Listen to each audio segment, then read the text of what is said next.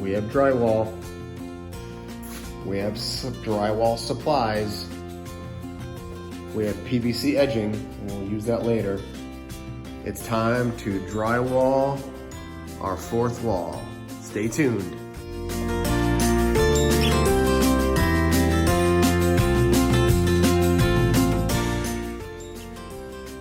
I talked about this in the last video, but you'll notice I used Flex Seal on these cinder blocks or concrete blocks.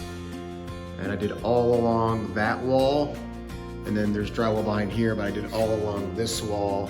You can see some of it there. And essentially this is created like a rubberized coating on those blocks to keep out air, water, make sure that that is essentially no longer porous or as porous as it was.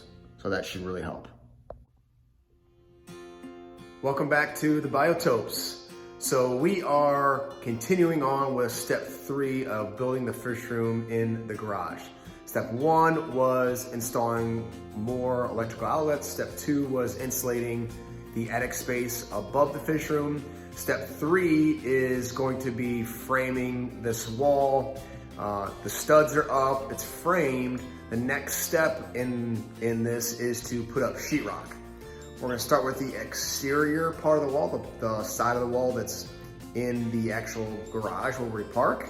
And then we'll work our way insulation and the interior part of the fish room sheetrock on the inside. So, thanks to all you who have been watching the videos and commenting. All subscribers, I really appreciate the support. Please continue on. If you haven't subscribed yet, please do and join me on this journey. And wish us luck as we get this drywall up. Here we are, we're well over halfway done with the drywall on this side. You know, not too much to tell you other than at the bottom edge, I kept it off the cement, 1/4 to 1/2 inch.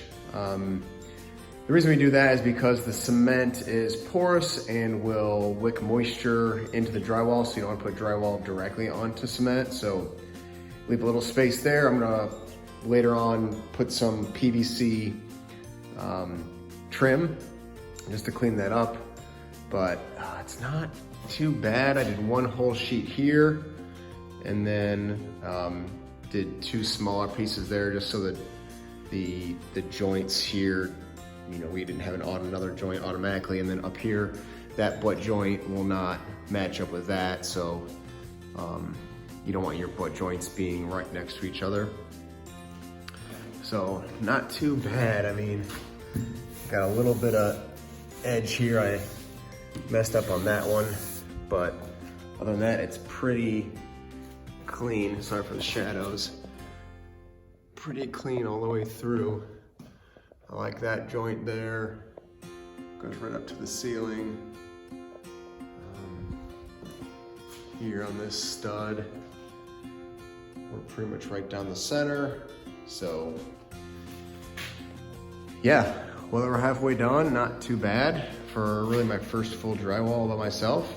Had to cut a little bit of L out of this, just because that overhang, so just took a rasp and kind of filed that down there, but we'll clean that up on this end with some trim and you know, maybe some wood there, something like that, just to close that space up. So anyway, just want to take a break and show you where we were. Stay tuned for the rest. Well, the wall is drywalled. It's not perfect, but it's enclosed and it's sturdy. I've got some gaps here. This drywall is kind of sticking out a little bit over this wall, so I'm gonna, you know, shave that down and maybe use some mud and feather that in. And then the other issue is this seam here. This piece is stuck out. I think that stud was twisted a little bit, so that pushed that piece out. So again, I'm gonna have to shave that and then mud that just to hide that a little bit. But all in all, it's all in. Remember, I kept about a 1/4 inch off the bottom and put some PVC trim down there. So really, the next step is gonna be to tape and mud and get it sanded and so forth. So stay tuned. Here's a check back in to see where we're at. What I've done is I've filled in kind of a first coat on some of these big gaps. You can see we're between the old drywall and the new drywall. So I put in a bunch there in those gaps, and then in this other gap here, where there was a big difference between kind of the one level and this sheet and this sheet. We were in kind of a big step up or step down there, and then same thing on this piece, just to kind of bring those a little bit closer. So the next thing I'll do is sand. I'll sand all that, and then probably put another coat in those kind of big difference areas, and then sand that again. Then we should be ready for a coat of mud, and then we'll start taping from there once we get everything somewhat level. Stay tuned.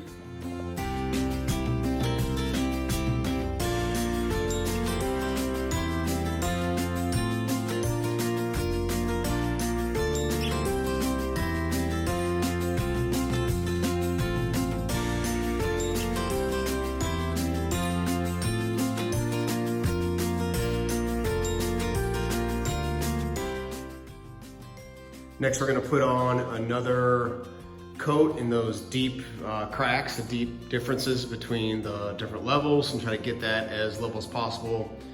And then it should be ready to move on to taping and mudding all the rest.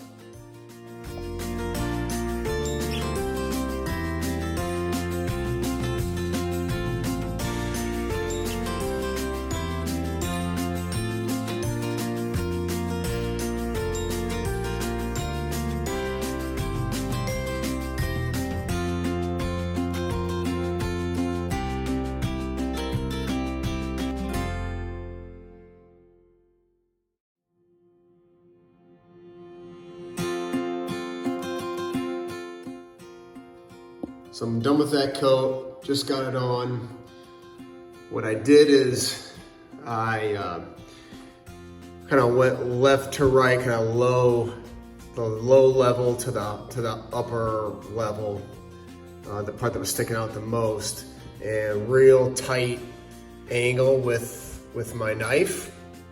And I don't know if it's the right way, guys and girls.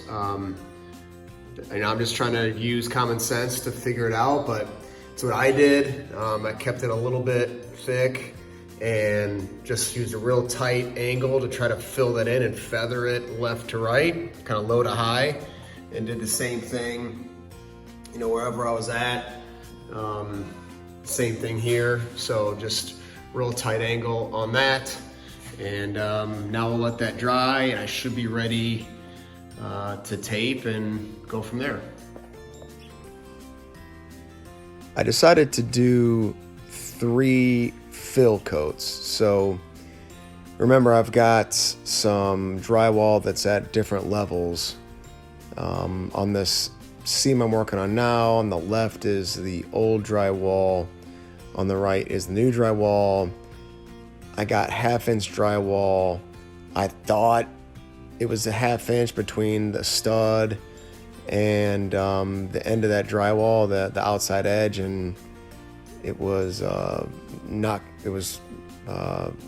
that much. So the new drywall sticks out a little bit, so I'm kind of feathering that in left to right, low to high, to get as much fill as I can there. Here I'm working on that same seam. You can see I'm pulling the mud left to right to try to dig it into the low spots. I'm obviously no pro. I'm sure there's a better way to do this, but this has just kind of made sense to me, and that's how I did it. One mistake you'll see that I made is my seams. I've got seams that run floor to ceiling, and I needed to offset those. So I'll do that differently on the inside wall of the fish room.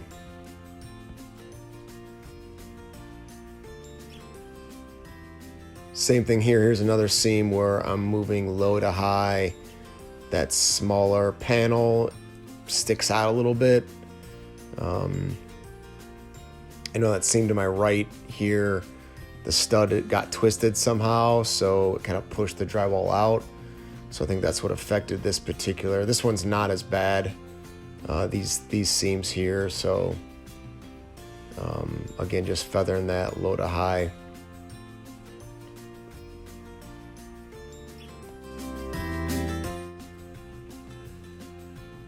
I'm using all-purpose mud. It's heavy, it's in a bucket, it's pre-mixed. It's pretty thick.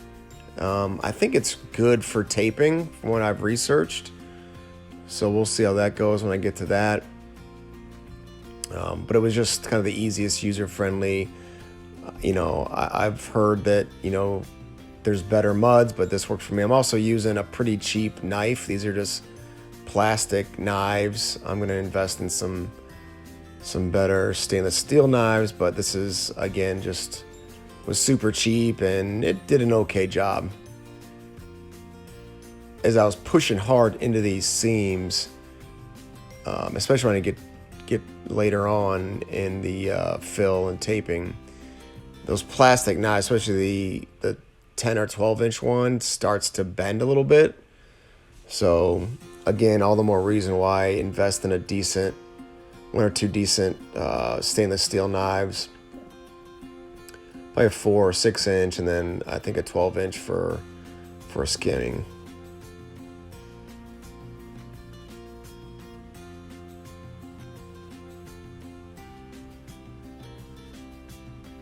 So again, finishing up here left to right, trying to fix that seam. On the panel on the right, it's just higher up than the panel on the left. So just trying to fill that in and smooth out that transition as much as I can between the two panels. I'm sure there's a better way. Again, I just, I figure this would work all right. And again, it's a garage. It's not even on the inside of the fish room. It's going to be, this is the area where we park our cars.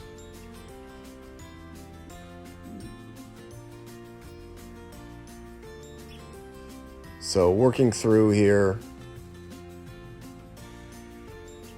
didn't take that long, but I had to put it on kind of thick.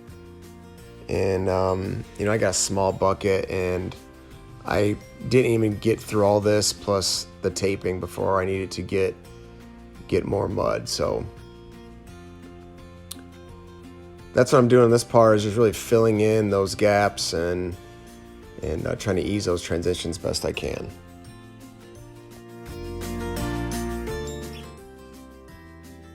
All right, everybody, we are about to start the taping process. We've got the drywall sheets about as level as we can, or that I'm willing to mess around with. I've done 3 coats of fill. I know there's better ways to do this, but as a novice, it's gonna work for me, and I've learned a lot, and we'll maybe do some things better next time. But we'll start taping the seams and fill in some gaps, try to use some foam for that, and I'll try to keep you guys, show some updates as we go along. I filled in some of these areas with some Great Stuff foam insulation.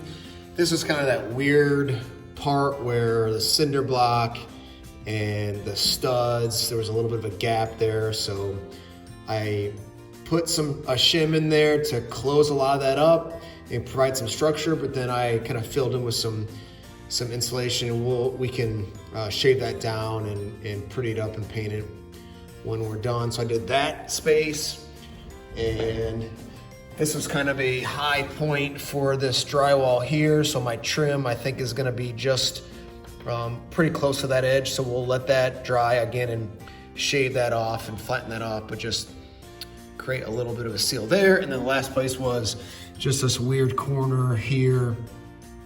Again, just fill that in, and we'll again clean that up and shave it down. But just want to fill in some of those gaps that were too big really to drywall, or kind of weird spaces. Want to make sure that they were fully sealed to keep that heat inside. So next we'll get to our taping. We've got kind of this big seam here, and we've got this big transition seam, obviously this joint. We got that joint there. We'll do the ceiling. We'll do this corner here and this joint that runs right here. So that's about it, and we'll get you updated.